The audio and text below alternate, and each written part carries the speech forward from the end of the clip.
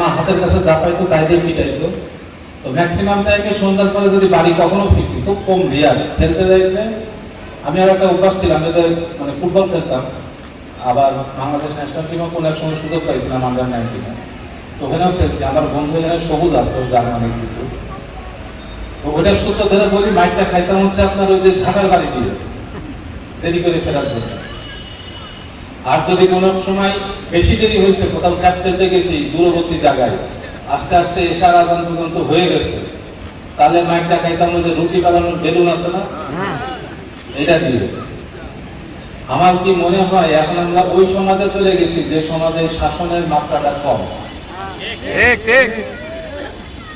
মাননীয় headmaster sir এখানে উপস্থিত আছেন, আমার মনে হয় না উনি লাস্ট কবে একজনকে একটা চট দিচ্ছে এরকম রেকর্ড এখন আর বলতে পারবে, মনে করতে পারবে না। তারিখ মনে হয় তার মনে করতে হলে একটু ক্যালকুলেশন করা লাগবে।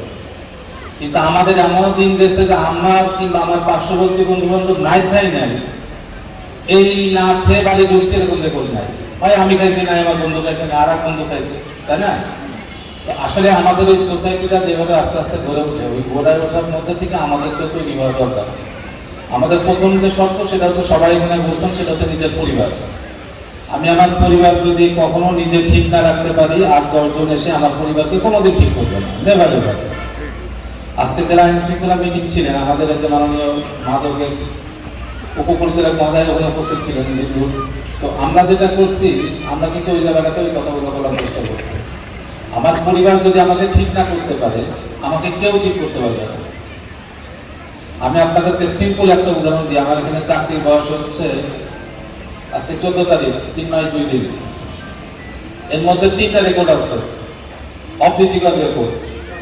একটা রেকর্ড আছে, মা ফোন করছিল কোনো এক মা, তার সন্তান সম্পর্কে, তার সন্তান মাদকদ্রব্য নেশাগ্রস্ত, সে প্রায় আসে টর্চার করে। তো সেই ছেলেকে ধরতে প্রথম দিন পাঠাইলাম, পারে নাই। দ্বিতীয় দিন পাঠাইলাম, তাও পারে নাই। 3 নাম্বার দিনও পারে নাই। চতুর্থ দিন ধরলাম।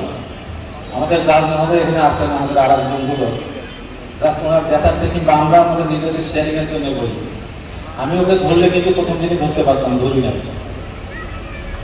ধরি নাই কি কারণে? ওকে ধরলে পরে আমাকে মাদকের সেবনকারী হিসেবে দিতে হবে, তাও মেডিকেল টেস্ট করার পরে। যেটাতে সর্বোচ্চ শাস্তি হয়তো একটা মোবাইল কোর্ট হবে, নাহলে 10 দিন কি 15 দিন জেল থেকে বেরোয় আসবে। এ কিন্তু বেরোনোর পর আরো ফেরত হবে তার পরিবারের প্রতি। আমি কেন ধরি নাই? আমি তার জন্য অপেক্ষা করছি 4টা দিন। এই 4টা দিনের পরে তার আমি কোনো না কোনো ভাবে হাতে হাতে ধরতে পারবো। তার পিছনে কিন্তু আমার লোক লাগানো লাগছিল, এবং পরবর্তীতে 4 দিন পরে যে তাকে হাতে হাতে ধরলাম।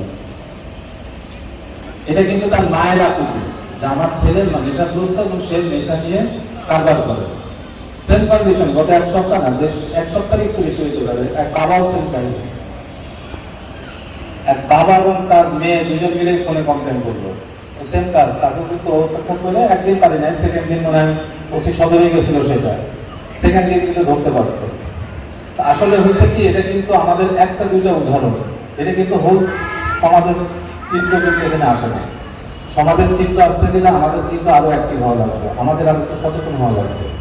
আমি তো বলি যে আমার পরিবার যদি আমাকে সাপোর্ট না দিয়ে, আমি কোনো ভাবে কোনো জায়গায় ভাবে তৈরি করতে পারবো না ওই সমাজকে, যে সমাজে আমরা মাদকের একেবারে নির্মূল চাই। এই যে আমাদের অলরেডি মাদক দ্রব্যের উপপরিচালক মহোদয় বলছে, কথাটা একেবারেই বাস্তবতা। আমাদের এখানে কি আসলে সারা বাংলাদেশে কোথাও কি মাদকের চাষ হয়? গাছার একটা দুটো গাছ আমরা দেখি, তাহলে কিন্তু বাইরে চালাবে, এটা কিন্তু বাইরে চালাবে। গাছার একটা দুটো গাছ, গতকালকেও আপনার কোথায় 3টা গাঁজার গাছ উদ্ধার করছে, 6.5 ফিট গাঁজার গাছ। তো এগুলা কিন্তু বাইরে চালাবে। কোনো কোনো সময় দেখা যাচ্ছে বীজ থেকে গাছ হয়েছে, এটাতে কেউ না কেউ ক্যারি করছে, তারপরে কিন্তু আলটিমেটলি আমাদের এখানে যেটা হয়, আমাদের নিজ জেলায় আমার একটা ইয়ে আছে, কেরুল চিনি কল আছে, আপনারা জানেন মনে হয়, চিনি থেকে কিন্তু মদ উৎপন্ন হয়। তো বাংলাদেশ সরকার কিন্তু অলরেডি এই মদের এগেনস্টেও ট্যাক্স শুল্ক আবারও বাড়াইছে, এই বাজেটে কিন্তু আরো বৃদ্ধি পাইছে। তো এটা বৃদ্ধি পাওয়ার কারণ হচ্ছে যাতে এটাকে নিরুৎসাহিত করা। আমরা অনেকে কম বেশি সিগারেট খাই বা সিগারেটের ব্যাপারে কথাবার্তা বলি।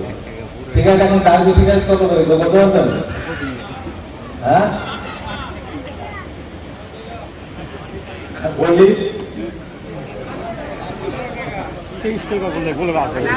এক সময় দেখতাম আশেপাশের লোকজন খাইতো 2.5 টাকা করে, এখন সেটার দাম হয়েছে 17 টাকা না 18 টাকা।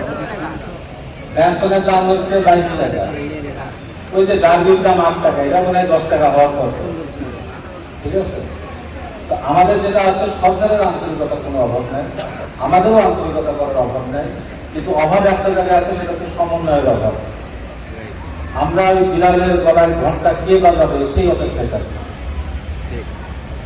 কে এই কাজটা দায়িত্বটা নিবে, কেন আমি দায়িত্ব নিব।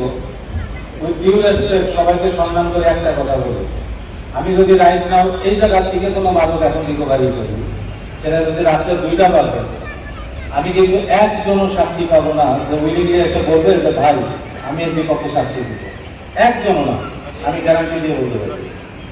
বাট আমি কি চাচ্ছি, আমার সমাজটাকে চাচ্ছি মাদক মুক্ত করতে, আমার এলাকাটাকে চাচ্ছি আমি মাদক মুক্ত করতে, আমার পরিবারকে চাচ্ছি মাদক মুক্ত করতে, কিন্তু আমি এর এগেনস্টে কিংবা এটার পক্ষে যে সাক্ষী দেওয়া লাগবে কনক্লুসিভ প্রুফ করার জন্য, জাজ সাহেবের কাছে উপস্থাপন করার জন্য, সেই এলিমেন্টগুলো আমি পাই না। মাদক মামলার ম্যাক্সিমাম মামলার খালাস না, ম্যাক্সিমাম মামলায় পরবর্তীতে একেবারে বেকুসুল খালাস হওয়ার সংখ্যা আছে, একেবারে যে কম তা না। এটা অন্যতম কারণ হচ্ছে সাক্ষীর অভাব। এখন আমি যদি 2টার সময় একজনকে ডাক দিই, ওই যে আগের জামানায় কিছু আমি চিটাঙ্গে চাকরি করছি, একটা উদাহরণ দিই, চিটাঙ্গের একটা চাকরির বড় বৈশিষ্ট্য হচ্ছে ওই যে বাঁশখালীর সাক্ষী বলতো, মানে যে মামলায় কাউকে পাওয়া যায় না সাক্ষী হিসাবে, বাঁশখালীর কিছু লোকজন কর্তব্য থাকতো, ওরা ওই নদী পার হয়ে, কর্ণফুলী নদী পার হয়ে, আগে সে ব্রিটিশ পিরিয়ড থেকে এটা পরিচিত, ওই কর্ণফুলী নদী পার হয়ে ওরা বাঁশখালীর ওরা সপ্তাহে 4 দিন এসে থাকতো, রবিবারে আসতো, বৃহস্পতিবার চলে যেত। এটার কারণ কি, তারা এই সাক্ষী দেওয়ার জন্য আসতো। তো সাক্ষী দিলে কিছু টাকা পয়সা দিত, পুলিশও হয়তো সহযোগিতা করতো, কিংবা অন্য কোনো মামলার সাক্ষী দিলে ওই বাদী পক্ষ কিছু সহযোগিতা করতো, এইটা দিয়ে তারা চলতো। তো প্রমিনেন্ট ছিল তারা হচ্ছে বাঁশখালীর সাক্ষী নামে, মানে তারা খালি সাক্ষী দিয়ে বেড়াতো, মানে যে মামলায় হোক না কেন সাক্ষী ওই 1-2 জন কমন আছে, তারা তোমার সাহায্য সাক্ষী দিয়ে বেড়াচ্ছে। আমাদের এই পুলিশের ক্ষেত্রেও সেম একটা কাহিনী। এই ক্ষেত্রে যেটা হয়, মামলাগুলো দুর্বল হয়ে যায়, আমাদের দুর্বলতাটা আমরা প্রকাশ করি। আমি যখন নিরপেক্ষ সাক্ষী না পাই, ওটা কিন্তু উকিলরা আমাদের ঝালসা বানাই ফেলে, আমাদেরকে কিন্তু উকিলরা ঝালসা বানাই ফেলবে। আরো যেটা সামাজিক ব্যাধি যেটা, আমরা যে উকিলের কথা বলতেছি, আমরা আমাদের কষ্ট আছে ডেফিনেটলি, ওই যে আমারও যেমন ফোন করলে সারা অভ্যাস আছে, তবে এটা এখন কমছে একটু বলতে পারি, এখন মনে হয় অনেকখানি কমে গেছে। কিন্তু আবার সেম কন্ডিশন আমাকে কিন্তু ওই পার্টটাও আমার সোসাইটিতে বলছি যে সবাই মিলে কিন্তু সোসাইটি, আমার ওই পার্টটাও কিন্তু কাভার করা লাগবে। কারণ কি, যে বিচারক ধরেন আপনার কথা যে উকিল ধরেন একজন নর্মাল আসামির জন্য যদি 5,000 টাকা তার ফি নেয়, সেই একই উকিল কোনো না কোনো সময় মাদক দ্রব্য থেকে বড় মাপের যারা মাদকের কারবারি, যার নামে 17টা মামলা আছে, যার নামে 10টা মামলা আছে, তাকে জামিনের জন্য কিন্তু 50,000 টাকা বের করে নেয়, মানে 50,000 টাকা তার ফি নেয়, কন্ট্যাক্ট হচ্ছে তাকে ছাড়াই দিল 1 সপ্তাহের মধ্যে। আমি কোন সমাজে বাস করতেছি? আমি দিনের বেলায় বলতেছি যে মাদক নির্মূল করবো, একেবারে উন্মুক্ত করে দেবো, একবারে শেষ করে ফেলবো, আবার ঠিকই করবে দিকে কার্যক্রম পরিচালনা করে ব্যাগ ভর্তি করে টাকা নিয়ে এসে আমি আমার সন্তানদেরকে জুস আঙ্গুর আপেল খাওয়াচ্ছি। আসলে এই সাইকেলটা বন্ধ করা লাগবে। যা চাবো তা মনের থেকে চাবো, যা করবো তা মনের থেকে করবো, এবং এটা দায়িত্ব নিব যে আমি এটা করতেছি। সমাজটাকে আমরা ধীরে ধীরে আস্তে আস্তে শেষ হয়ে যাওয়ার দিকে যাচ্ছি, যেটা থেকে আমাদের রক্ষা করা সবারই জরুরি, সবারই কর্তব্য। আমি জাস্ট কয়েকটা উদাহরণ দিব, জাস্ট আর 1 মিনিট সময় নেব। আমাদের এখানে অফিসার ইনচার্জ আছে, আমার এখানে বিট অফিসার কে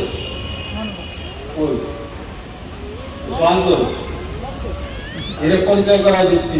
কি কারণে আমাদের এই বিট অফিসাররা অনেকদিন ছিল, দীর্ঘদিন ছিল।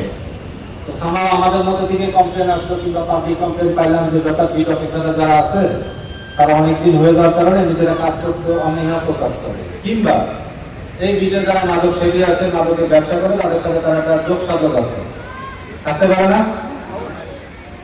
যেটা করছি আমি সকল থানাতে সকল বিট অফিসার ইনচার্জ চেঞ্জ করে দিচ্ছি যে আপাতত তোমার এখানে কাজ করার দরকার নেই, তুমি আর এক জায়গায় যাও। তো যথা নিয়মে আপনাদের ওই এখানকার বিট অফিসার চেঞ্জ হয়েছে, উনি নতুন আসছে, ওর নাম কি সোহানুর, ও হচ্ছে আপনাদের এখানকার নতুন অফিসার। আমি ওরা পরীক্ষা নিবে 1 মাস পরে, 1 মাস সময় দিলাম। 1 মাসে আমার এই যে ইউনিয়নের যত মেম্বার আছে, স্থানীয় জনপ্রতিনিধি আছে, এদের নাম্বার আমার কিন্তু মুখস্থ করা লাগবে, মোবাইল থেকে বলা যাবে না, মুখস্থ বলতে হবে। তোমার পরীক্ষা হচ্ছে একটাই, ঠিক আছে?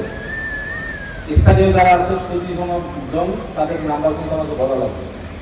কারণ কি, ও যদি আপনাদের কাছে না যায়, ও যদি ওর অফিস কেন্দ্রিক ঘরে বসে থাকে, তাহলে তার ও এটা রিমুভ করতে পারবে না।